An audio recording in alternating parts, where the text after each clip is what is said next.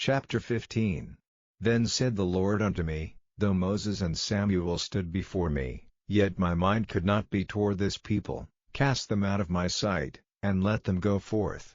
And it shall come to pass, if they say unto thee, Whither shall we go forth?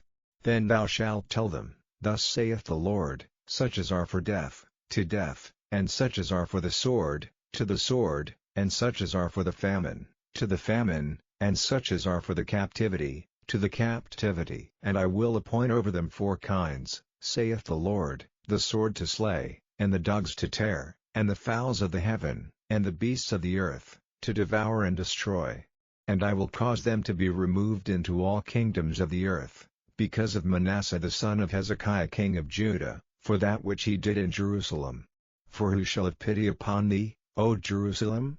Or who shall bemoan thee? Or who shall go aside to ask how thou doest?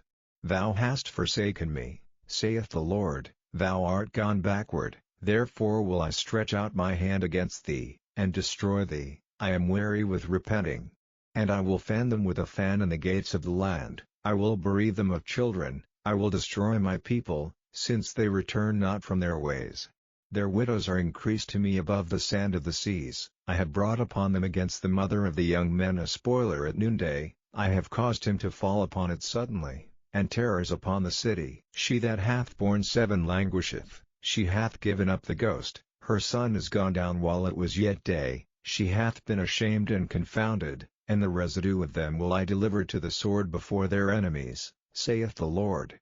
Woe is me, my mother, that thou hast borne me a man of strife and a man of contention to the whole earth.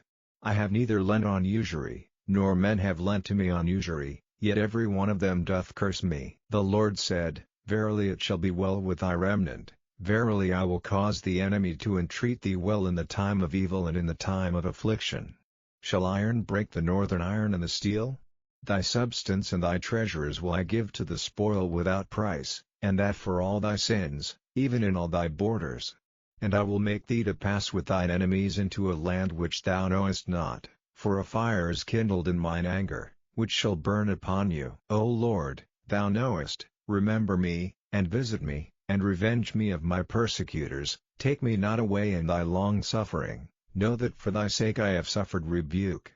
Thy words were found, and I did eat them, and thy word was unto me the joy and rejoicing of mine heart. For I am called by thy name, O Lord God of hosts. I sat not in the assembly of the mockers, nor rejoiced, I sat alone because of thy hand, for thou hast filled me with indignation. Why is my pain perpetual, and my wound incurable, which refuseth to be healed? Wilt thou be altogether unto me as a liar, and as waters that fail?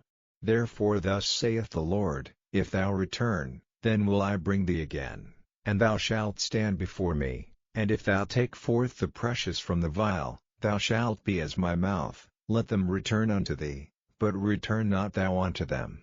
And I will make thee unto this people a fenced brass and wall, and they shall fight against thee, but they shall not prevail against thee, for I am with thee to save thee and to deliver thee, saith the Lord. And I will deliver thee out of the hand of the wicked, and I will redeem thee out of the hand of the terrible.